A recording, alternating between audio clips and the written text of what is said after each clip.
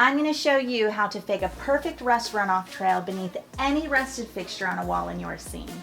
Whether you build sets for film, theater, haunted houses, whatever you're into, this effect is going to look amazing.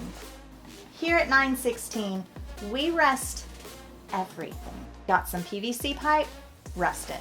An old electrical box? Rust it. Some sort of 3D printed pipe fitting thing? Do I have to say it again? Since we are haunters ourselves, chances are if something gets rusted, it's gonna end up on a wall somewhere. Herein lies our problem.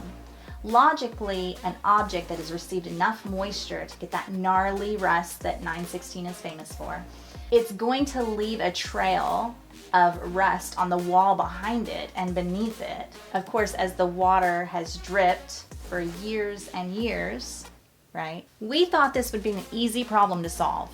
That was probably 6 years ago, and so many failed attempts, I might have cried. Of everything we tried, nothing could match those natural varied colors that our rust produces. This has been our most difficult product to master, but here it is. We don't even have labeled bottles for it yet, but I'm gonna show you how to use it. Ready, set, go. This will come in 4 bottles. Seem complicated? It's not. This is probably the easiest product to apply in our line, and I think the most fun. First, I'm gonna put on my gloves. We're gonna start with the spray. First, you want to saturate the entire area that you want your rust to run. Let's see there. There we go. Get it going. So it comes out in a bit of a mist. You want to go quite a ways down. This one I'm going to do a smaller area, so I'm not going to go all the way down with it. But these ones I'm going to make really gnarly. We're going to get them all the way down as if they're going to go all the way down the wall. Now don't worry. This dries clear and matte, so it's not going to change the look of your wall if you overspray. Make sure you don't have any dry spots beneath your fixture. If you do, this is where the rust won't run. Now we're gonna go in with the yellow.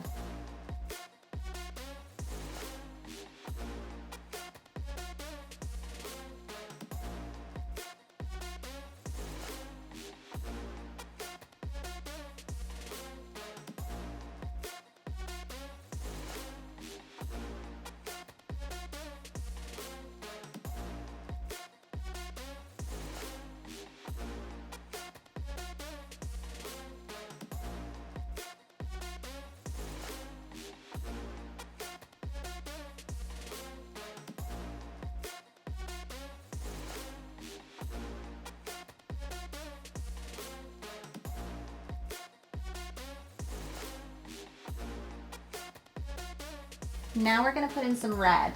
Let's apply the red right on top of the yellow, but in a slightly lesser amount.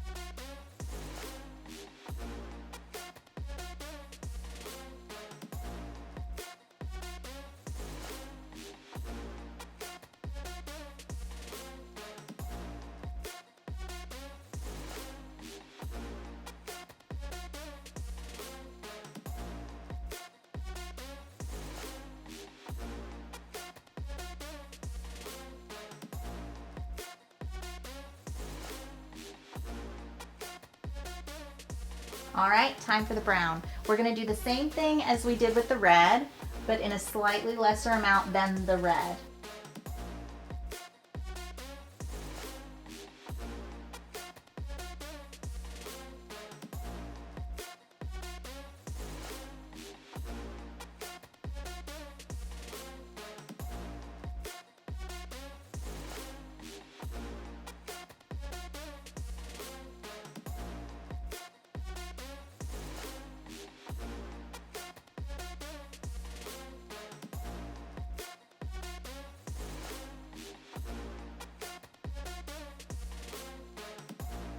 Here comes the fun part.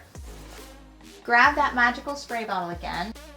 The trick to this is to spray at an angle, to one side and then the other. This gives your project that feathered blend that makes it look so natural. We want to angle that spray outward and just really get in there. Watch how those colors run.